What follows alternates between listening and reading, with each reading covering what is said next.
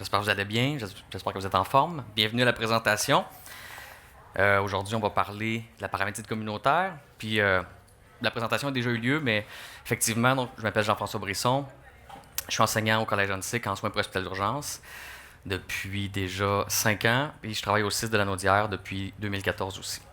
Mon rôle au CIS de la Naudière, c'est vraiment au département des soins préhospitaliers, de m'assurer de l'assurance qualité des interventions puis de la formation des paramédics. Puis on va parler un petit peu plus tard de la formation des paramédics, justement. Donc, ce qu'on va voir aujourd'hui, je sais pas qui vous êtes. Donc, c'est important, avant qu'on parle de la paramédecine communautaire, qu'on fasse un petit survol de la paramédecine au Québec, comment ça fonctionne, grossièrement. Je vais pas prendre beaucoup de temps pour ça, mais c'est important de savoir comment ça fonctionne pour comprendre, puis mieux comprendre la réalité à laquelle on est confronté. Je vais expliquer ensuite qu'est-ce que la paramédecine communautaire. Ensuite de ça, on va identifier quelques modèles sur lesquels on peut se baser pour implanter la paramédecine communautaire au Québec. Et puis, on va poursuivre avec des résultats et on va terminer avec une figure de cas, un cas qui pourrait exister, en fait, une simulation de cas de comment ça se passe ailleurs. Je suis également paramédic sur la couronne nord de Montréal, donc pour la compagnie SPLL, Service préhospitalier Laurentides de la Naudière, depuis 2009 déjà. SPLL, dans le fond, c'est une entreprise ambulancière qui est présente depuis 1969. D'ailleurs, cette année, il célèbre les 50 ans. Donc, c'est une entreprise qui doit, en fait, administrer les services ambulanciers au territoire de Laurentides-Naudière. Puis on va voir un petit peu dans le territoire dans lequel on opère un petit peu plus tard.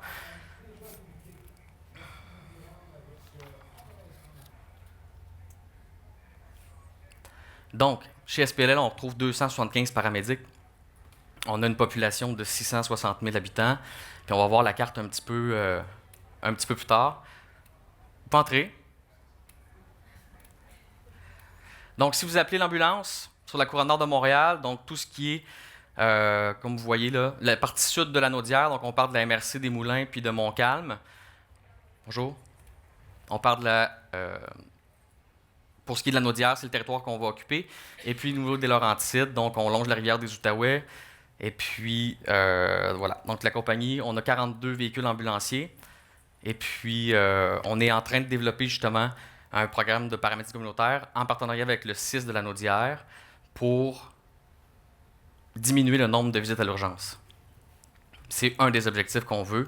On veut également que ce soit fait de façon sécuritaire pour les patients. On veut aussi que ce soit fait pour les patients, pour répondre aux besoins, pour répondre adéquatement aux besoins des patients.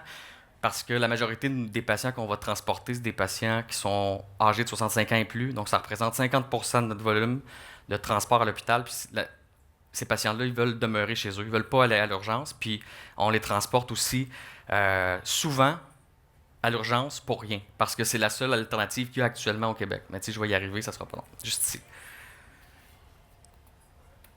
Donc, le préhospitalier, le fonctionnement du préhospitalier au Québec, comment ça fonctionne? Quand on veut une ambulance, puis on veut être transporté à l'hôpital, on fait le 911. C'est comme ça, c'est partout, c'est le même fonctionnement. Une fois qu'on a fait le 911, l'appel est dirigé à ce qui s'appelle un centre de communication santé. Et puis là, il y a un répondant médical d'urgence qui va prendre l'appel, qui va poser une série de questions. La série de questions, est utilisée de façon internationale. Ça s'appelle le MPDS, c'est le Medical Priority Dispatch System. Et la série de questions va entraîner un code qu'on appelle communément le code Clausen. Suite à ça, par exemple, je vous donne un exemple, le plus urgent qui, une fois qu'on prend l'appel, par exemple, ce serait mon mari est inconscient par terre, est en arrêt cardio-respiratoire. Ouais. Le code Clausen, pour ça, c'est le code 9 écho 1. Okay? Et associé à ces codes-là, il y en a plusieurs, on retrouve une priorité. Donc, une priorité de 0 à priorité 8. La priorité 0, c'est où est-ce qu'il y a un haut risque immédiat d'arrêt cardio-respiratoire. Donc, l'ambulance la plus près va être affectée avec sirène gyrophare. Ensuite de ça, il y a les priorités 1, où on a un risque de dégradation de l'état du patient, un risque de mortalité qui est élevé. Priorité 3, on a un risque de mortalité qui est réduit. Par contre, c'est un appel qui est affecté immédiatement, mais l'ambulance se dirige sans sirène gyrophare. Priorité 4, c'est évidemment une priorité moins importante. Priorité 7, c'est un patient qui est stable et puis qui va pouvoir être évalué par un paramédic au courant des 3 prochaines heures. Des fois, ça dépasse ces délais-là. C'est comme ça que ça fonctionne. Vous avez vu, j'ai omis plusieurs priorités, donc priorité 2, 5, 6 et 8, qui sont associées à des transferts inter-établissements la plupart du temps, ou des retours à domicile. Puis, actuellement, comment ça fonctionne? Lorsqu'il y a un appel au 911 qui est fait, automatiquement, il va y avoir une ambulance qui va être affectée. Lorsqu'une demande au 911 est faite pour une ambulance, il va y avoir une ambulance qui va être affectée. Les paramédics se déplacent, se rendent à domicile, font une appréciation clinique, et la seule alternative qui s'offre à eux, c'est de prendre le patient et de l'amener à l'urgence. La loi est faite comme ça, donc il n'y a pas d'autre possibilité. Les paramédics n'ont pas la latitude actuellement pour pouvoir transporter les patients ailleurs que dans une salle d'urgence. Parfois, il y a des retours à domicile, il y a des transferts inter-établissements, puis aussi des patients qui peuvent être transportés dans les établissements de santé comme les CHSLD, par exemple. Ce qu'on veut instaurer et qui existe ailleurs, c'est le principe de la paramédecine communautaire qui offre cette latitude-là aux paramédics qui sont formés pour ça, de pouvoir avoir la possibilité de transporter ces patients-là à l'extérieur de la salle d'urgence. Par exemple, dans les groupes de médecine familiale, dans les cliniques de médecins, avec les intervenants pivots. On peut les référer avec les CLSC, les autres professionnels du réseau, les ergothérapeutes, etc., les intervenants pivots, comme j'ai dit. C'est un petit peu comme ça que ça fonctionne, le préhospitalier actuellement. Et malgré tout ça, il faut comprendre, puis il faut savoir que la réalité fait en sorte que les interventions où le patient a vraiment un risque réel de décéder, donc un haut taux de mortalité, c'est moins de 5% de nos interventions. Donc la grande majorité de nos interventions ne sont pas associées à une mortalité. Ils sont associés à plusieurs cas qui soient bénins, qui soient plus graves, mais la majorité, il n'y aura pas de complications graves pour le patient. Donc, comme les cas d'arrêt cardio-respiratoire, comme les cas de détresse respiratoire importante, ces interventions-là, on n'en fait pas souvent. La plupart du temps, c'est des personnes âgées avec des maladies chroniques. Et est-ce que la salle d'urgence, le plateau de technique de la salle d'urgence, est nécessairement le bon endroit où diriger ces patients-là? La réponse, c'est non. Alors, au Québec, les soins qui sont offerts, on retrouve 2 types de paramédics actuellement formés, donc les paramédics en soins primaires, qui sont titulaires d'un diplôme d'études collégiales, une technique de 3 ans, au même titre que, par exemple, une allothérapeute va avoir comme formation ou une infirmière qui fait sa technique en soins. Les cours qui vont être vus au niveau du diplôme d'études collégiales, on parle de cours de psychopathologie, communication, physiopathologie, un petit peu de pharmacologie aussi, intervention en situation d'exception. Donc, grossièrement, ils vont toucher à une multitude de systèmes et de facteurs. Pourquoi? Parce que c'est un peu à ça à quoi on est confronté. Donc, c'est de voir plusieurs cas, troubles en santé mentale, maladies chroniques, comme j'ai dit un petit peu plus tôt. La formation aussi des paramédics en soins primaires, elle existe en cours d'emploi, donc il y a une formation continue qui est dispensée au niveau des centres intégrés de santé et services sociaux. Et les soins qu'on retrouve au niveau des paramédics en soins primaires au Québec, c'est administration de médicaments. On va parler par voie sous-cutanée, intramusculaire, péros, par la bouche, inhalation, sublinguale, transdermique, c'est les voies d'administration de médicaments qui sont possibles. Les paramédics vont faire des électrocardiogrammes en 12 dérivations. Il y a des corridors qui existent pour les patients en infarctus. Il y a des corridors de soins qui existent pour les patients qui font des AVC, des accidents vasculaires cérébraux, donc ils sont transportés immédiatement dans les centres tertiaires. Ils vont pouvoir installer des appareils d'assistance respiratoire comme des CPAP, des BiPAP. Ils vont administrer plusieurs médicaments en cas de surcharge pulmonaire. On parle de nitro, on parle d'aspirine dans les cas de problèmes cardiaques. C'est ce qu'on retrouve au niveau des soins cliniques pour les paramédics en soins primaires. Ensuite de ça, on retrouve les paramédics en soins avancés qui ont une majeure à l'université, une majeure de 2 ans, qui est donnée à l'Université de Montréal. Et eux vont pouvoir effectuer des soins cliniques plus avancés. Donc, on parle de perfusion intra-osseuse, intraveineuse également. On parle de trachéotomie, on parle de désobstruction des voies respiratoires avec les pinces, puis ils vont donner une multitude de médications plus importantes. Pour ce qui est des paramédics en soins communautaires, il y a beaucoup de développement qui se fait partout au Québec. On entend ça un petit peu partout. Il y a des universités qui sont en train de vouloir développer une formation. Et puis, ça existe déjà ailleurs. On parle de l'université McMaster à Hamilton. On parle de la Polytechnique en Saskatchewan qui offre un certificat en paramédecine communautaire. Donc, au Québec, c'est une question de temps avant que le développement de ce programme-là existe. Si vous avez des questions, vous n'hésitez pas. Je sais qu'on a une période de questions à la fin, mais vous allez lever la main aussi si vous voulez. Je peux vous lancer un micro. Ça marche bien, je l'ai essayé tantôt, puis il est en mousse. On peut le lancer assez fort. Ça s'attrape bien. Il n'y a pas de danger. Maintenant, quand on parle de la paramédecine communautaire, est-ce que c'est clair jusqu'à maintenant? Vous comprenez un petit peu est-ce que vous étiez à l'aise avec le fonctionnement du système préhospitalier au Québec? Plus ou moins. J'espère que ça vous a éclairé un petit peu sur le fonctionnement. Maintenant, on va parler de la paramédecine communautaire. Qu'est-ce que c'est? C'est quelque chose qui n'est pas nouveau, sauf au Québec. Je vous explique pourquoi. Quoique c'est relativement quand même nouveau, mais ça fait déjà plusieurs années que ça existe ailleurs au Canada, qu'on parle en Ontario, qu'on parle en Colombie-Britannique. Il y a plusieurs modèles de soins qui sont développés en lien avec la paramédecine communautaire. Ça existe aux États-Unis, ça existe au Royaume-Uni. Donc, ça existe un peu partout dans le monde.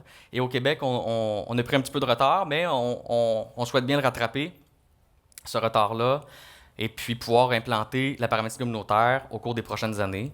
Dans la région de la Naudière, on voudrait implanter ça assez prochainement, toujours en partenariat avec les autres professionnels du réseau, puis avec le CIS aussi de la Naudière. Donc, qu'est-ce que c'est que la paramédecine communautaire?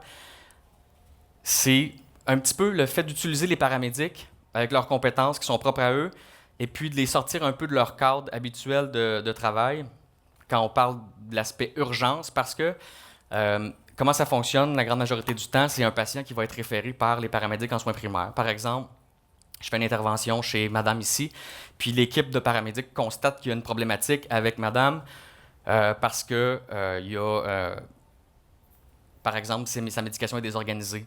Par exemple, il y a des risques associés à des chutes. Il y a des risques associés à son hygiène, associés à son alimentation qui n'est pas adéquate. Et la patiente, la madame qui est ici, elle a appelé déjà l'ambulance dans le dernier mois. Donc, c'est un des outils qui est utilisé. Donc, il y a un questionnaire. Et lorsqu'on constate des lacunes ou des problématiques que la patiente peut rencontrer, elle va être référée à l'équipe de paramédecine communautaire, qui, eux, vont recevoir ce formulaire-là et puis qui vont traiter tous les formulaires qu'ils reçoivent. Ça se fait de façon électronique. Et puis, qui vont prendre contact avec la patiente pour pouvoir, c'est fait de façon volontaire toujours, mais qui vont prendre contact avec la patiente pour pouvoir prendre un rendez-vous pour aller évaluer son état, pour s'assurer que cette patiente-là, si elle n'est pas suivie avec un intervenant du réseau, un professionnel, que ce soit une infirmière, que ce soit un travailleur social au besoin, elle va pouvoir l'être suivie. Et c'est fait en collaboration avec les autres services, avec les médecins de famille. Et puis, c'est toujours la paramédecine communautaire. C'est un modèle, comme j'ai dit, qui est collaboratif. Ça, je l'ai dit. L'objectif, toujours, de diminuer la morbidité et la mortalité. C'est un service qui est présent qui va aider les proches, la famille. Et puis, on va voir des exemples de ce qui se fait ailleurs un petit peu plus tard. Vous allez mieux comprendre ce que j'essaie de dire pour que vous maîtrisiez un petit peu plus le domaine. Oui? Actuellement, ça ne se fait pas encore au Québec. Ça se fait partout en Ontario. Ça se fait en Colombie-Britannique, comme j'ai dit. Il y a des programmes qui se développent à l'île du Prince-Édouard. Il y en a au Manitoba, en Saskatchewan. Donc, au Canada, il y en a. Aux États-Unis, il y en a partout aussi. Comme j'ai dit, il y en a en Europe aussi. Mais au Québec, actuellement, ça n'existe pas. Donc, c'est ce qu'on est en train de vouloir développer. Les clientèles cibles, on trouve les patients vulnérables, les aînés, qui représentent 50% de l'ensemble de nos transports à l'urgence.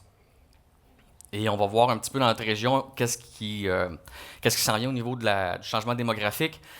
Et puis les prévisions, justement en lien avec les tranches d'âge des 65 ans et plus, puis on arrive confronté à une réalité, puis c'est un petit peu la même chose partout au Québec. Mais le changement démographique va entraîner déjà une augmentation très importante des ressources, puis le fonctionnement actuel n'est pas viable à court, moyen et long terme. C'est-à-dire de prendre, pour le préhospitalier, je parle, de prendre un patient qui fait le 911 et de le transporter systématiquement à l'urgence. On rajoute de la pression sur le reste du réseau, on rajoute de la pression sur les infirmières à l'urgence, sur les médecins à l'urgence, alors que la place de ce patient-là n'est pas nécessairement là. Donc, les clientèles cibles, c'est un petit peu celle-là. Donc, les patients qui ont des troubles en santé mentale, des problèmes sociaux, les patients avec des maladies chroniques, les patients qui échappent au réseau en étant isolés et les grands utilisateurs du service ambulancier.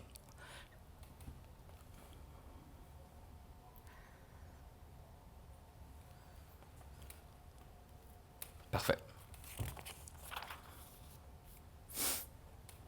On va parler de 2 modèles pour vous illustrer un petit peu qu'est-ce qui se fait ailleurs. Puis quand je dis ailleurs, c'est juste à côté. C'est l'autre bord du pont. On parle du comté de Prescott-Russell, qui est juste de l'autre côté de Grenville-sur-la-Rouge. Donc on retrouve, je ne sais pas si ça va peut-être plus vous éclairer, mais Hawkesbury, donc en Ontario, juste de l'autre côté de la frontière. Ils ont déjà un programme de paramédecine communautaire. C'est un programme qui est assez récent, qui a été instauré en 2016-2017 et puis qui a été calqué un petit peu sur ce qui se fait déjà dans le comté de Renfrew, qui n'est pas trop loin, et puis qui sont basés sur les évidences, sur les résultats qui ont été obtenus. Dans le comté de Prescott-Russell, je vous explique un petit peu les services qui sont offerts à la population, mais évidemment, les objectifs sont les mêmes. C'est d'élargir, si on veut, l'accès au réseau de première ligne. Et puis, la population du comté d'environ 90 000 personnes. Fait qu'on parle d'une région qui est semi-urbaine et rurale. C'est ce qu'on retrouve principalement. Puis évidemment, c'est aussi fait en collaboration avec les autres services, comme les infirmières qui se déplacent à domicile. Mais les services qu'on va trouver vont être des protocoles cliniques associés aux patients qui ont des maladies chroniques, comme l'insuffisance cardiaque, la MPOC, le diabète. Ils vont aussi, dans les périodes de pointe, être utilisés, par exemple, pour la vaccination et le traitement de l'influenza. Ils vont aussi pouvoir, dans certaines situations, en fait, dans les cas d'insuffisance cardiaque, puis les patients qui sont anticoagulés, faire des tests pour valider le taux de coumadin sanguin. Ils vont faire des prélèvements sanguins, les paramédics communautaires dans ces régions-là. Ce n'est pas toutes les mesures que je vous parle qui sont importables au Québec actuellement, mais je fais juste pour vous montrer un petit peu de ce qui se fait ailleurs. Donc, pour vous donner une image plus globale de ce qui se fait. Évidemment, l'objectif, quand ça a été instauré, c'était aussi de diminuer le nombre de visites à l'urgence. Parce que ils sont confrontés au même problème. Il y a beaucoup de gens qui appellent l'ambulance et qui sont transportés pour des cas qui ne nécessitent pas l'urgence, donc des patients qui sont stables et qui pourraient facilement être vus par leur médecin de famille le lendemain ou le surlendemain. Donc, c'est un petit peu ce qui se fait. Puis, pour bien illustrer ça, je vais vraiment vous montrer des cas à la fin. Par exemple, une situation où comment ça fonctionne, en fait. Donc, le paramédic communautaire qui se présente et les soins qu'il donne, etc. Mais ils vont appliquer des protocoles. Oui? Oui. Absolument. Puis c'est un petit peu quelque chose qu'on veut faire. Nos priorités 4 et nos priorités 7 correspondent à ce qui se trouve à l'urgence, les ETG niveau 4 et 5. Donc, lorsque le triage du patient est fait, c'est un patient qui est stable et qui ne nécessite pas...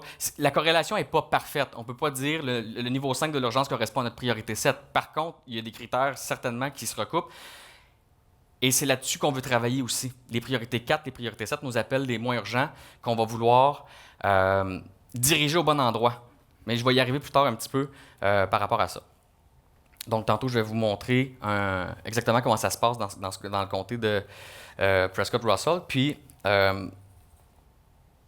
les paramédics sont intégrés au réseau. Donc, c'est une des lacunes au Québec. Mais par exemple, puis tu sais, ça s'appelle la paramédecine communautaire. C'est pas pour rien, c'est parce que c'est basé sur la communauté et la localité. Donc, il y a des ententes qui sont créées avec les cliniques de médecine familiale, les cliniques médicales, puis les médecins, par exemple, font appel aux paramédics communautaires pour qu'il y ait lorsque, par exemple, les services de soins à domicile ne peuvent pas répondre à la tâche. Exemple, la fin de semaine, le soir. Donc, les plages horaires sont élargies. Donc, par exemple, il y a des médecins de famille qui vont demander un suivi de la part du paramédic communautaire et une fois que la visite aura été faite par le paramédic communautaire, un rapport est envoyé au médecin de famille et à l'intervenant qui s'occupe du patient aussi. Avez-vous des questions? Ça va? Parfait.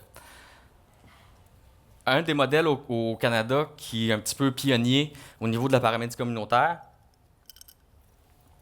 c'est le comté de Renfrew. Ils ont plusieurs programmes, plusieurs modèles de soins, plusieurs services qui sont offerts à la population. Le comté de Renfrew ressemble un petit peu à ce qu'on pourrait retrouver en périphérie de Montréal. Donc, c'est 100 000 de population environ, région semi-urbaine et puis rurale également. Il y a des programmes de visite à domicile. Il y a des programmes de monitoring à distance de patients. Donc, quand on parlait de technologie, on est un petit peu dans un salon où est-ce que on voit plusieurs innovations en technologie. Bien, ils utilisent la technologie au bénéfice des patients. Toujours pour répondre à leurs besoins, évidemment. Puis il y a aussi des cliniques qu'on va appeler des wellness cliniques, des cliniques de bien-être qui sont offertes dans les résidences pour personnes âgées. Donc, un des exemples qui est fait dans le comté de Renfrew, c'est que le paramédic communautaire se déplace, puis il ne se déplace pas en ambulance comme on a l'habitude de voir. Il se déplace avec un véhicule de réponse rapide qu'on appelle. Évidemment, avec sirène gyrophare aussi, parce que quand le paramédic est le plus près d'une priorité 0, ben c'est lui qui va être appelé à se déplacer pour être utilisé comme premier répondant, si on veut, qui va offrir des soins de paramédic pour débuter, par exemple, de la réanimation cardio-respiratoire, pour pouvoir possiblement intuber le patient. Donc, c'est pour ça qu'on va les retrouver dans des véhicules de réponse rapide. Mais ils ne sont pas deux dans une ambulance, ils sont seuls dans un véhicule. Ils se déplacent, puis ils vont faire des évaluations de patients. Donc, ils vont prendre une collecte de signes vitaux. Ils vont évaluer le risque de développer du diabète avec l'échelle CAN-RISC par rapport à les risques de développer justement le diabète. Ils vont également faire une appréciation générale de leur mode de vie. Il va y avoir de l'enseignement qui est fait aussi associé à leur pathologie chronique pour la plupart des patients. Puis, il va y avoir aussi un enseignement qui va être fait sur à quel moment appeler l'ambulance, puis à quel moment ne pas appeler aussi. Puis, on va voir que les résultats associés à ça sont quand même impressionnants. Vous allez voir, on y arrive, ça ne sera pas très long. Un autre service qu'ils font, comme je vous ai dit, c'est un programme de monitoring à distance. Donc, il y a plusieurs patients qui sont intégrés dans ce programme-là et qui ont à domicile d'appareils pour prendre les signes vitaux. Donc, on parle vraiment de patients avec des pathologies chroniques, là, vraiment des patients MPOC, insuffisance cardiaque, et qui sont atteints de diabète. La collecte des signes vitaux est faite de façon quotidienne et est transmise de façon électronique aux paramédics communautaires. Et dès qu'il y a une variation anormale, il y a une alerte qui avise les paramédics communautaires et ensuite ils peuvent prendre contact avec le patient pour pouvoir commencer à traiter tout de suite la problématique. Par exemple, un patient qui a des problèmes pulmonaires, puis qui développe une petite infection des voies respiratoires, puis que son MPOC est exacerbé un petit peu, son emphysème, bien tout de suite, il va y avoir une variation de la saturation. Donc, ils vont pouvoir se déplacer, puis avec toujours le médecin de famille qui va venir aider le paramédic communautaire, que ce soit à distance, par téléphone ou par courriel, ou l'intervenant pivot qui est déjà au courant du plan de traitement de certains patients, mais il y a aussi parfois des patients qui ne sont pas suivis. Et puis le paramédic communautaire va également aussi aider à trouver des médecins de famille pour ces patients-là, en les référant au bon endroit. On va parler un petit peu de résultats de la paramédie communautaire. Depuis l'instauration de la paramédecine communautaire dans le comté, on parle de comté de Renfrew, mais il y a aussi la grande région d'Ottawa. On parle aussi du comté de Prescott-Russell, mais on parle vraiment, quand on parle du RLISS, c'est l'équivalent d'un 6 en Ontario.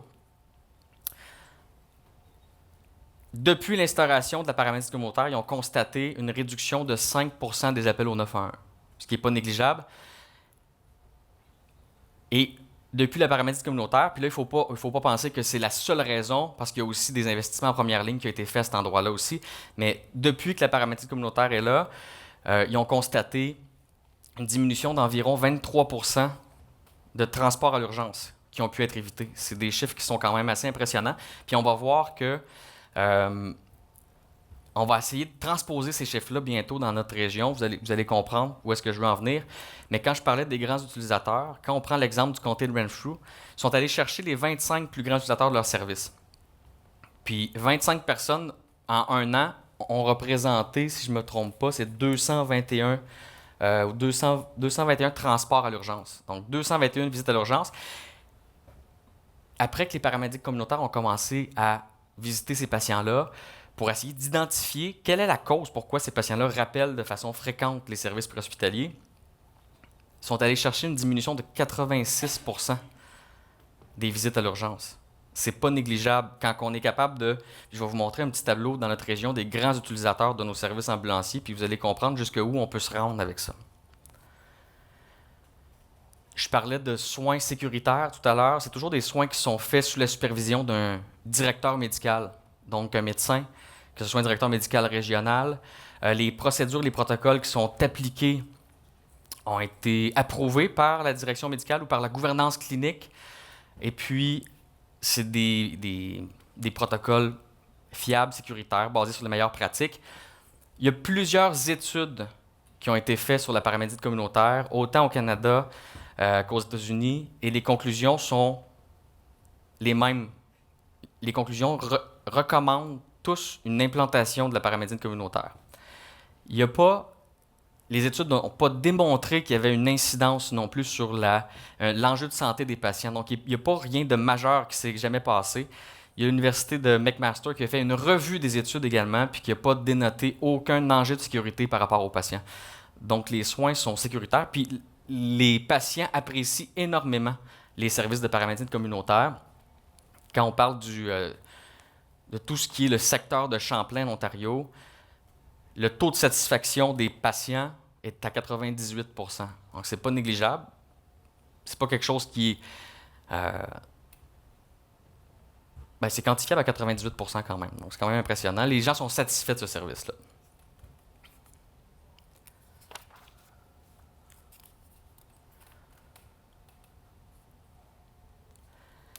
Si on parle, juste pour encore dans les résultats, rapidement, dans ce qui est le comté de Renfrew, on parlait des soins à distance, dans le sens où le monitoring de patients à distance. Pas les soins à distance, mais vraiment le monitoring de la condition clinique des patients. Juste pour vous donner des résultats qui sont sortis de ça. Donc, ils ont évalué que les patients qui étaient inscrits au programme, dans lequel la transmission de signes vitaux était envoyée aux paramédics, ils ont été chercher 42% de réduction d'appels au 911, 40% de réduction de visites à l'urgence, 32% de réduction d'hospitalisation, 40% de réadmission après 30 jours, 540% en termes de retour sur investissement. Voilà.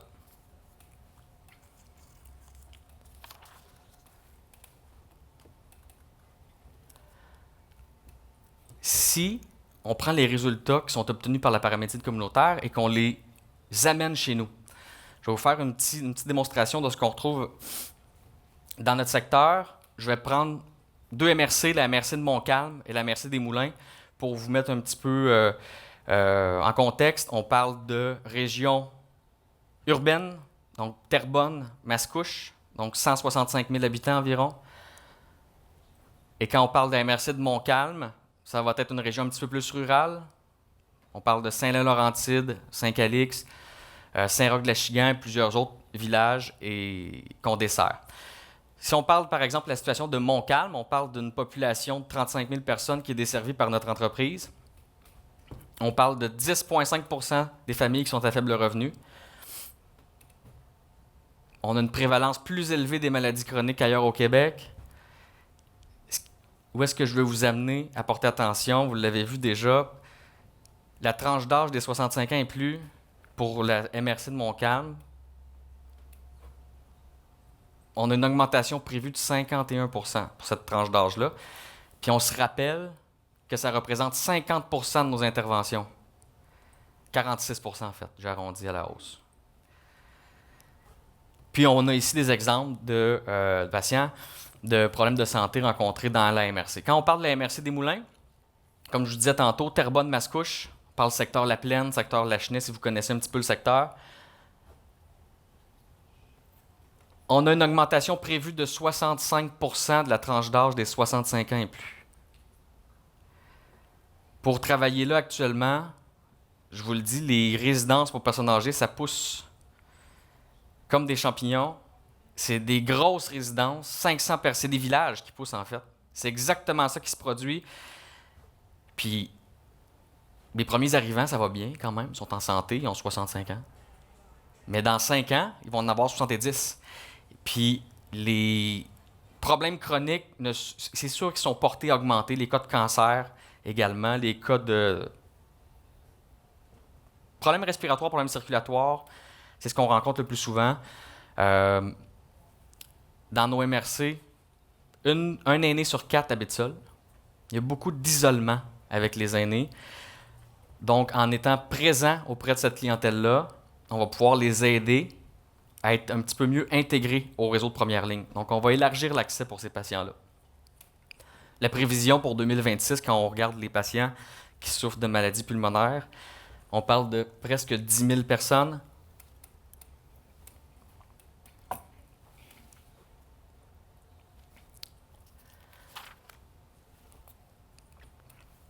Quand on regarde ici nos affectations,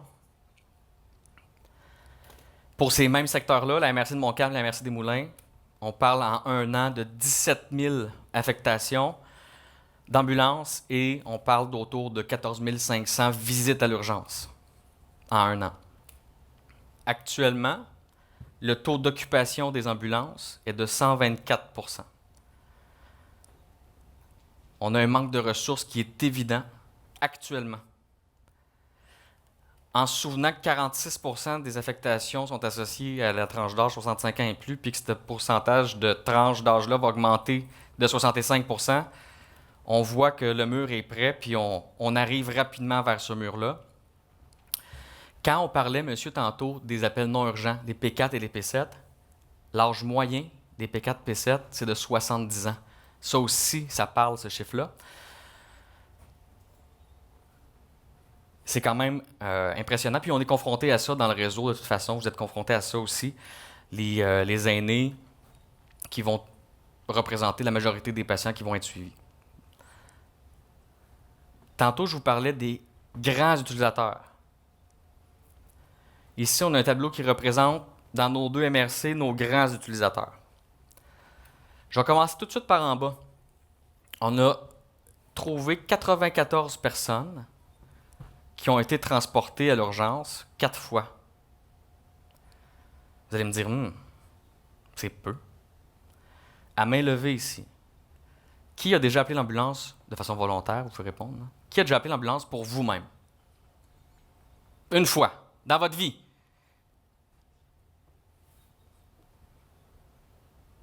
C'est vrai? Ma conjointe s'est cassé un bras. Qui a appelé dans sa vie 2 fois l'ambulance? Oh, très bien. Qui a appelé dans sa vie 3 fois l'ambulance? Dans sa vie, c'est vrai. Pas au travail, à la maison? Est-ce qu'on arrête? On continue à 4? OK, parfait. C'était juste pour illustrer que dans une vie, on appelle rarement l'ambulance. On appelle l'ambulance quand on a besoin, quand on n'a plus d'outils devant nous, quand on est déstabilisé face à une situation, on va appeler l'ambulance. Il y a 94 personnes qui l'ont appelé 4 fois dans la même année. Il y a 45 personnes qui l'ont appelé 5 fois dans la même année. Ces chiffres-là reviennent, hein? C'est pas. Puis c'est des chiffres qui sont récents. Là, on parle d'août 2018 à août 2019. Donc on est pas mal dedans. 25 patients qui ont appelé de 7 à 9 fois. 12, 10 à 14 fois. Puis il y en a un en haut, le gagnant, qui a été transporté 31 fois à l'urgence. Je pense qu'il y a de quoi à faire avec ça. Je pense que la paramédecine communautaire peut être très utile pour désengorger les salles d'urgence, en lien, entre autres, avec les grands utilisateurs. Pour vous mettre un petit peu l'eau à la bouche par rapport aux résultats. Si on prend les mêmes résultats avec les mêmes services qui sont utilisés ailleurs, quand on parle du comté de Renfrew, par exemple,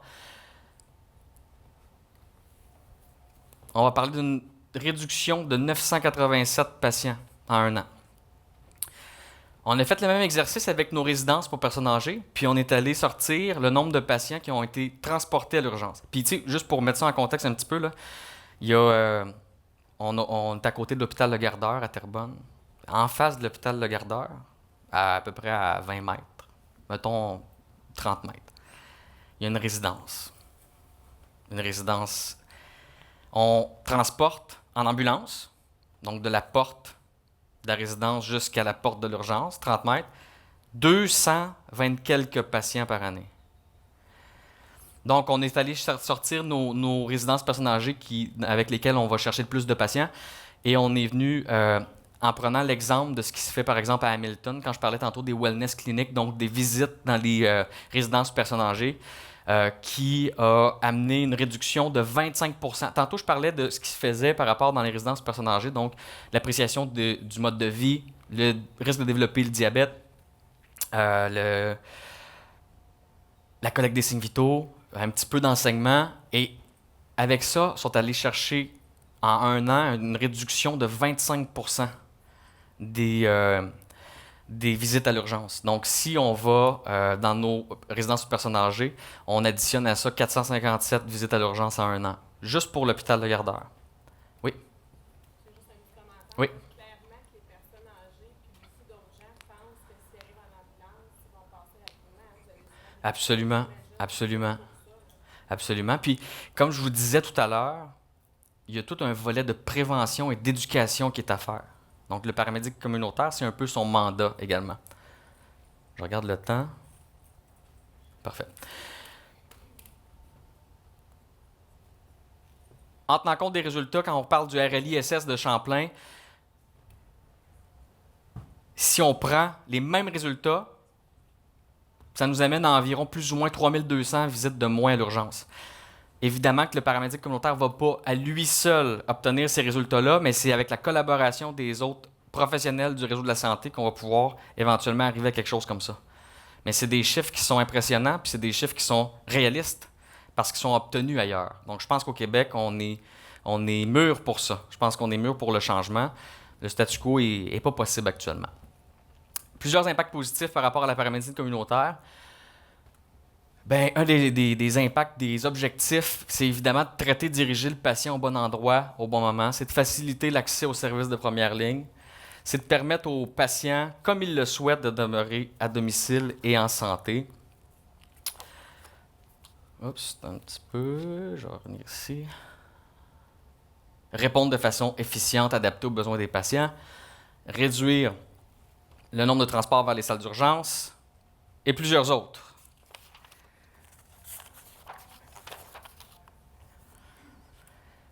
Un des impacts positifs de la paramédecine communautaire, c'est que ça permet aux ambulances qui sont sur la route, dans vos villes, qui sont au coin de la rue, que vous allez voir stationner au Tim Hortons à côté. On va au Tim Hortons parce qu'il y a du Wi-Fi, juste vous le dire. C'est ça la raison. Non, mais il faut être au courant, c'est pour le Wi-Fi. Non, c'est pas les beignes. Le café aussi, mais parce qu'on travaille de nuit, on travaille beaucoup, hein, donc ça nous prend de l'énergie. Donc, ça va permettre aux ambulances que vous voyez stationner au coin de chez vous de répondre vraiment à une vraie urgence, s'il y en a une. Parce qu'on l'utilise, des paramédics formés pour répondre à une situation d'urgence, puis actuellement, ils vont répondre à des situations qui ne sont pas urgentes. Donc, ça va permettre d'augmenter la disponibilité des ressources ambulancières pour les vraies urgences, les priorités 0, les priorités 1 et les priorités 3, par exemple.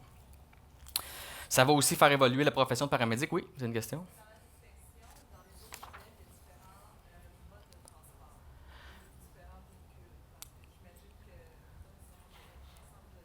Exact. C'est une très bonne question. C'est aussi quelque chose vers quoi on veut aller.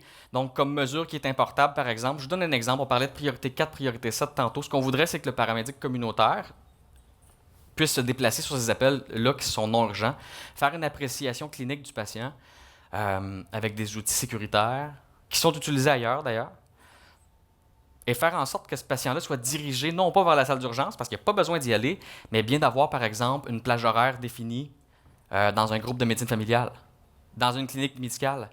Ça existe déjà, ce service-là avec les urgences au Québec, la réorientation, et puis ça serait un peu le même fonctionnement. Donc, on prend ce patient-là, on le réoriente avec une plage horaire dans son groupe de médecine familiale le lendemain, et il est suivi par un professionnel. Donc, il ne sera pas laissé à lui-même, ce patient-là. Il va toujours être suivi par un professionnel de la santé, que ce soit un médecin, une infirmière, son intervenant pivot. Donc, c'est un peu vers quoi on aimerait se diriger. Puis je pense que ça serait effectivement très productif et très... ça viendrait aider le système, j'en suis convaincu. Un autre impact positif, c'est d'intégrer les paramédics au reste du réseau. Parce qu'actuellement, les paramédics ne sont pas intégrés. On a le réseau de première ligne et on a les services préhospitaliers qui sont en marge de ça. Donc, de pouvoir se parler, je pense qu'on est là, on est rendu là, puis je pense qu'on a beaucoup à apprendre du reste du réseau, et puis le reste du réseau peut aussi avoir besoin de nos services. Je pense qu'on est là pour les mêmes raisons, c'est le patient, puis je pense qu'ensemble, on peut y arriver. Donc, des mesures qui sont importables au Québec, qui existent déjà, comme je disais, diriger adéquatement les patients, offrir un moyen de transport alternatif, comme Madame posait comme question. Donc, par exemple, le patient qui ne serait pas, qui serait médicalement stable, qui pourrait avoir un rendez-vous médical le lendemain, est-ce qu'on pourrait lui offrir un moyen de transport alternatif?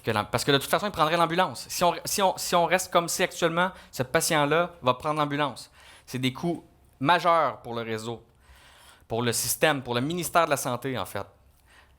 Puis les autres ministères aussi. Là, quand on parle des gens qui sont assistés sociaux, par exemple, ben, c'est le ministère... j'ai un petit blanc. Pardon? Ministère de l'Emploi et de la Solidarité, merci, qui va venir débourser les frais du transport ambulancier. Donc, offrir un moyen de transport alternatif, par exemple, pour la patiente qui n'aurait pas d'autres ressources. Est-ce que on pourrait lui offrir un transport adapté? Est-ce qu'on pourrait lui offrir un taxi? Ou n'importe quelle autre façon de se diriger à la clinique médicale, mais pas à l'urgence. Puis évidemment, le paramédic communautaire qui constate que la patiente a besoin de se rendre à l'urgence, ben, va affecter une ambulance, puis l'ambulance va venir chercher la patiente. Là. Ça ne change pas. Identification des grands utilisateurs, référence vers les autres ressources, qu'on parle en ergothérapie, les CLSC, les intervenants pivots, etc. D'autres mesures qui sont importables, collaboration avec les ergothérapeutes. Donc, si par exemple le paramédic communautaire constate qu'il y a des problématiques avec l'autonomie fonctionnelle du patient, avec des risques de chute, ben, il va référer directement au bon professionnel qui va pouvoir venir faire une évaluation à la résidence du patient. Dans les périodes de pointe, associées à la clientèle vulnérable, est-ce que les paramédics communautaires ne pourraient pas être utilisés par le réseau de la santé pour faciliter l'accès à la vaccination contre l'influenza? Ça reste à voir. On pose la question. Et puis, lorsque les services de soins à domicile sont moins disponibles ou débordés ou que les plages horaires ne sont pas disponibles, est-ce que les soins à domicile ne peuvent pas faire appel aux services de paramédics communautaires qui pourront se déplacer pour venir en support aux soins à domicile? Ça peut être aussi une autre avenue. Offrir différents services aux soins associés aux soins palliatifs par rapport au soulagement de la douleur. Juste pour vous mettre en contexte, ça existe déjà au Québec, les paramédics en soins primaires dans la région du Bas-Saint-Laurent. Ils complètent ou c'est complété déjà là, un projet pilote associé à l'administration de fentanyl. Donc, c'est déjà en cours. Un paramédic en soins primaires peut administrer du fentanyl. Bon, aussi pouvoir administrer le Narcan associé à l'antidote, en fait, s'il y a des complications, des intoxications aux opioïdes, etc. Et puis, premier répondant paramédic, j'en ai glissé un mot tout à l'heure. J'arrive à mon exemple d'application. Je sais qu'on arrive, là, je suis supposé avoir une période de questions. Gardez-la en tête, là, je vais quand même faire ça rapidement. De toute façon, on échange depuis tout à l'heure. La seule affaire que je n'ai pas faite, c'est vous lancer le micro. Y a-t-il quelqu'un qui veut le micro? Ça va? OK. Un cas de figure concret. Comment ça se passe ailleurs? Je vais vous prendre par exemple le cas de comment ça se passe à Prescott Russell. Donc, on a Madame, on va l'appeler Madame Tanguay. Okay? Je ne sais pas, c'est pas son vrai nom. Madame Tanguay est inscrite au programme de paramédecine communautaire. Pourquoi? Parce qu'elle a été référée par des paramédics en soins primaires qui l'ont transporté initialement. Et ça ne changera pas actuellement. Quelqu'un qui fait le 911 et l'ambulance est affectée, ça va finir par une visite à l'urgence. Mais, à partir de ce moment-là, l'équipe de paramédics peut lever le drapeau et dire « Oh, Madame Tanguay, peut-être que ce serait une bonne candidate pour qu'elle soit suivie par le service de paramédecine communautaire. » Donc, à partir de ce moment-là, l'équipe de paramédics communautaire prend contact avec Madame Tanguay, valide plusieurs éléments. Est-ce que, entre autres, cette patiente-là, qui utilise les services ambulanciers plusieurs fois par année, est-ce qu'elle est déjà suivie par un intervenant pivot? Est-ce qu'ils sont au courant qu'elle appelle l'ambulance? Parce que, je vous ai dit, ça finit par une visite à l'urgence, mais il faut aussi savoir qu'il y a des patients qui sont malades, qui sont tannés d'aller à l'hôpital. Donc, ils appellent parce qu'ils ont un problème pulmonaire, puis la seule chose qu'ils veulent, c'est être soulagés. Fait qu'on leur donne 3 traitements de Ventolin, puis après ça, ils disent « Ça me fait du bien, je ne veux plus y aller à l'hôpital. » Mais est-ce que son intervenant pivot est mis au courant de ça? Fait que c'est un des mandats que le paramédic communautaire viendrait avoir. Donc, par exemple, comment ça se passe à Prescott? Donc, cette patiente-là a été référée. Donc, il y a une prise de rendez-vous qui a été faite. Il y a une visite à domicile qui a été faite aussi. C'est une femme de 78 ans qui est diabétique, qui souffre d'insuffisance cardiaque, d'hypertension artérielle, puis de dyslipidémie, donc son cholestérol. Elle prend de la médication pour ça aussi. Cette patiente-là, lors de la 3e visite, elle se plaint de douleur à la miction, donc ça brûle quand elle va uriner, et puis elle a de la difficulté à uriner. Donc elle présente des signes, des symptômes d'infection urinaire. Alors ce qui est fait, même tel que recommandé par l'INES ici au Québec, là, c'est un test bandelette qui est utilisé pour voir si la présence de leucocytes nitrite associée à une infection urinaire. Ben, la patiente teste positive. Et ce qui est fait, c'est que le paramédic communautaire va laisser à Mme Tanguay, mais c'est fait de façon sécuritaire, on n'oublie pas. Oups, j'y arrive ici. Va laisser des antibiotiques à cette patiente-là. Première étape, le paramédic communautaire appelle le médecin de famille voir s'il est disponible. Bonjour docteur. Je suis chez Mme Tanguay actuellement. Elle souffre d'une infection urinaire. M'autorisez-vous à lui administrer des antibiotiques pour une période de 5 jours? On peut parler de macrobide, par exemple, qui serait donné à la patiente. Est-ce que le médecin de famille est rejoignable, oui ou non? Non? Parfait. Est-ce qu'on a un médecin alternatif qui est rejoignable? Oui ou non? Généralement, il y en a un. S'il n'y en a pas, le protocole prévoit quand même l'administration de médicaments. Pourquoi? Parce que cette patiente-là, ce qui va se passer sinon, c'est qu'elle va se rendre à l'urgence le samedi pour aller passer un test pour valider si elle a une infection urinaire. Et là, elle va attendre 14 heures dans la salle d'attente pour voir le médecin, l'urgentologue, qui va lui prescrire des antibiotiques éventuellement. Et comme je disais, c'est des soins sécuritaires. Il y a un appel qui est logé à la pharmacie pour valider la possibilité qu'il y ait une interaction médicamenteuse, mais c'est déjà prévu dans leur protocole clinique. Ensuite, on a l'administration d'antibiotiques selon la procédure et le protocole, qui a été autorisé évidemment par une direction médicale, une gouvernance clinique des médecins qui autorisent ces gestes cliniques-là.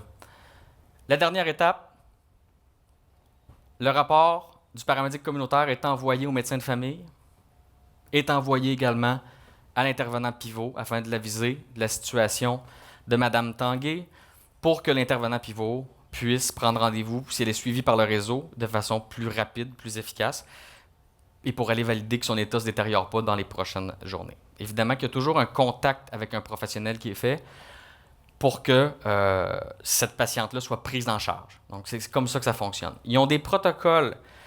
En Ontario, les paramédics, puis on n'oublie pas, là, tu sais, c'est des gens qui sont formés pour ça. Là. Ils ont reçu la formation universitaire associée à ça. Ils ont des protocoles pour, entre autres, traiter l'insuffisance cardiaque. Donc, les patients qui débutent une surcharge pulmonaire, donc de l'eau sur les poumons, les paramédics communautaires vont laisser aux patients, vont débuter un protocole avec des diurétiques.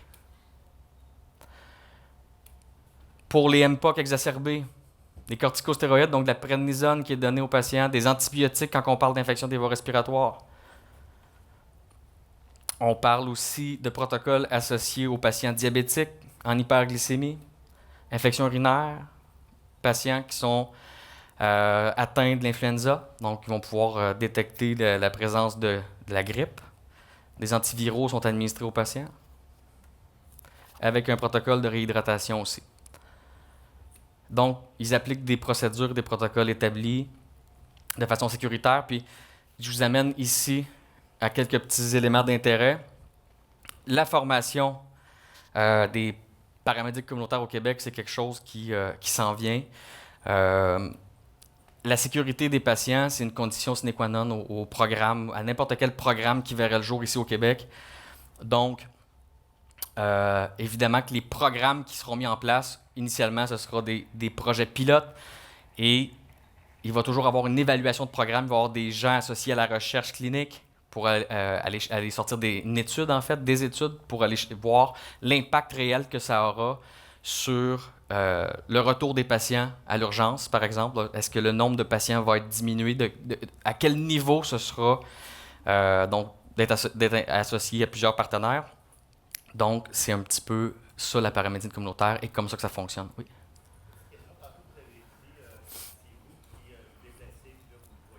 C'est le micro. Oui, vous pouvez parler. Alors, je voudrais savoir, je suis pas habituée, est-ce qu'il y a un tri qui est fait pour savoir si la clientèle, à la base, elle est ambulatoire ou pas? Parce que, en fait, moi, je suis super emballée, pas j'étais, super emballée, je trouve ça super intéressant. Moi, je suis un médecin de famille qui fait aussi de l'hospitalisation. Mais, en fait, l'exemple que vous avez donné, c'est une dame qui a une infection urinaire. Mais tu sais, je ne veux pas faire l'avocat du diable, mais à la base, donc, elle n'est pas ambulatoire. Dans l'histoire, c'est qu'elle n'était. La seule alternative qu'elle a, c'est j'appelle l'ambulance pour aller me faire soigner des antibiotiques. Sinon, elle vient nous voir au GMF, un rendez-vous, des choses comme ça, parce que vous appelez le médecin, mais le médecin est à quelque part. C'est difficile à transposer, je pense, dans peut-être la réalité actuelle. Là. Mais en fait, si on parle de cet exemple-là, c'est une bonne question aussi. Si on parle de cet exemple-là précis, c'est lors d'une visite, par exemple, que le paramédic communautaire, parce qu'il y a un suivi qui est fait. Donc, tout dépendant de l'état de santé du patient, les suivis sont faits de façon plus rapprochée. Là, ce que je vous dis, c'est ce qui se fait ailleurs. C'est pas ce qui se fait au Québec actuellement. Mais il y a des suivis qui sont rapprochés, il y a des suivis qui sont plus distancés en fonction de l'état du patient.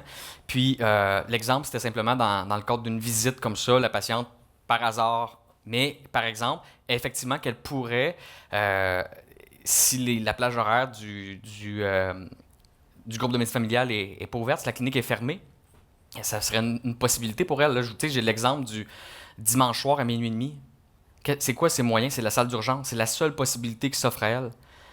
Ou le samedi soir.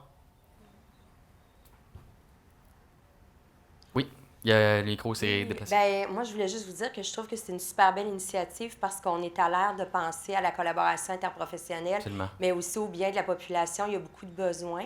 Puis je voyais dans la trajectoire, effectivement, le contact pour faire le pont avec les médecins, une trajectoire importante à faire. Puis il y a aussi, vous l'aviez un peu mentionné dans d'autres diapositives, les liens avec l'infirmière praticienne.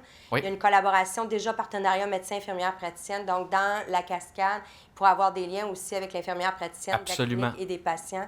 Mais moi, je trouve que c'est vraiment une belle initiative. On a besoin de faire des choses comme ça pour s'arrimer ensemble. Puis effectivement, moins de visites à l'urgence, c'est une bonne chose. On vise tous ça, je pense, Oui. aussi. Merci beaucoup. Merci.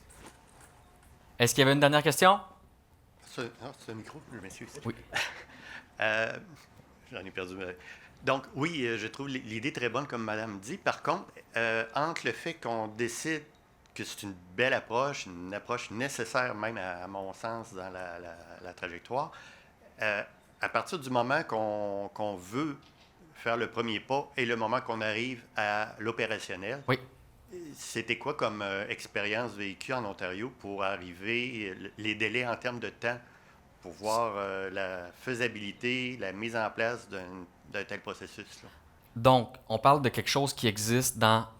J'ai-tu encore du temps ou faut que j'arrête? Ou... Faut que j'arrête? C'est la dernière question. Parfait, merci. Oh, voilà, une dernière.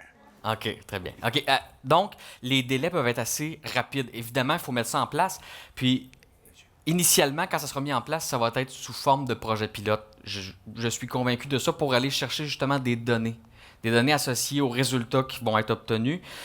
Et puis, de rendre ce service-là disponible à plusieurs communautés, je pense que c'est nécessaire aussi parce qu'il y a des régions en milieu éloigné qui auraient besoin de ce service-là. Le modèle de la Colombie-Britannique est basé là-dessus, entre autres, sur tout ce qui se fait en région éloignée. Les paramédics communautaires sont appelés à se déplacer principalement en région éloignée.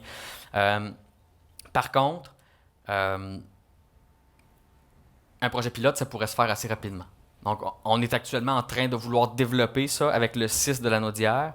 On a des rencontres de prévues pour continuer le développement, pour répondre aux besoins de la communauté, parce que le thème général sera peut-être le même un peu partout, mais avec des spécificités propres à chaque communauté, parce que c'est différent. Dès qu'on parle de milieu urbain versus milieu rural, les besoins ne sont pas les mêmes. Donc, c'est certain qu'il faut développer en partenariat, et puis il faut répondre aux besoins de la communauté aussi, puis répondre aux besoins du réseau. Les volets de formation, comme un peu vous avez dit, pour respecter les gens qui pratiquent ces choses-là, il faut quand même travailler à travers. Oui, puis... Oui, puis... En fait, ce qui serait possible de faire, ce serait de prendre un paramédic, par exemple, qui a la formation en soins avancés, actuellement, pour débuter, en attendant que les programmes... Parce qu'actuellement, les soins avancés, c'est uniquement Montréal-Laval. On n'en retrouve nulle part ailleurs au Québec. Montréal et Laval. Et pourtant, on pourrait justement utiliser leurs compétences qu'ils ont acquises au niveau universitaire, en fait, là, puis le mettre à contribution de la paramédicine communautaire. Donc, c'est une avenue, une approche qui est possible aussi. Puis j'avais une dernière question rapidement. En fait, c'était comme un commentaire. Oui. Juste la semaine dernière, j'ai rencontré les gens à London. Nous autres, on est fournisseurs d'une solution de communication interprofessionnelle, on va dire. Puis j'étais avec le surintendant des paramédics de London Middlesex et une clinique médicale. Puis la rencontre a eu lieu où ça fait déjà un bout de temps que ce genre de programme-là est implanté au niveau communautaire. Mais c'est comme si les paramédics étaient dédiés aux communautaires, fine, ça roulait, mais la relation à travers l'ensemble des intervenants du secteur, c'était pas encore... C'était comme en train de... Donc, il y a vraiment des étapes qui se déploient. Et une des choses qui était claire dans la tête des médecins qui connaissaient déjà le paramédic, c'était on peut-tu savoir ce que vous êtes capable de faire? T'sais, tout simplement, là, c'est comme, OK, puis nous autres, ben, qu'est-ce que vous voulez de nous autres? Le paramédic dit au médecin, c'est quoi tu veux que je fasse pour toi? Fait que les gens, ils ne se connaissaient pas encore alors que le programme roule. C'est un peu le même fonctionnement ici au Québec. Donc il y a tout un partenariat à développer, puis c'est des ficelles qu'il faut qu'on attache, mais ça se fait quand même assez... ça se fait en collaboration, puis en équipe, tout ça. Rapidement, avant que vous quittiez, je vous demande de prendre 2 secondes avec votre téléphone intelligent, si vous voulez ouvrir votre... je ne sais pas comment le dire en français. Votre navigateur. Votre navigateur, merci. Et puis écrire l'adresse qui est écrite en haut. POLLEV.com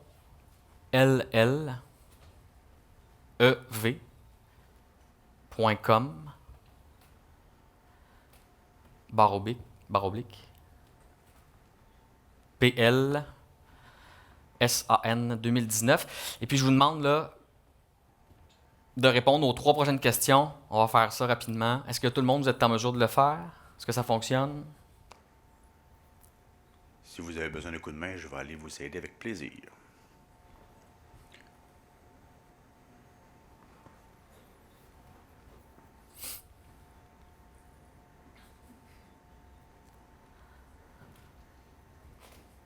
Est-ce qu'il y en a pour qui ça ne fonctionne pas?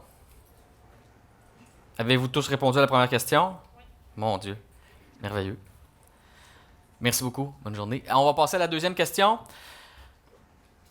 Seriez-vous favorable à ce qu'un programme de paramédic communautaire soit implanté et intégré en collaboration avec les autres professionnels au réseau des services de première ligne dans vos régions respectives?